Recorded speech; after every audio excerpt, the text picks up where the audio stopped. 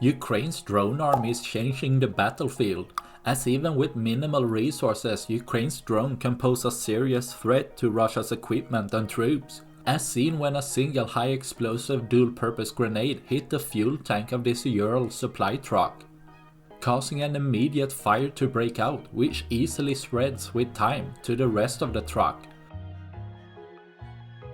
resulting in a cheap grenade being able to destroy this supply truck, showing precision outwin firepower, as a perfect drop from 50 meters was enough to destroy the truck, leaving Russia with one less supply truck.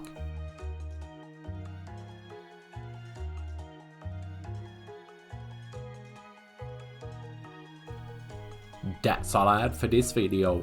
Please like and subscribe for more. Thanks for watching. Bye.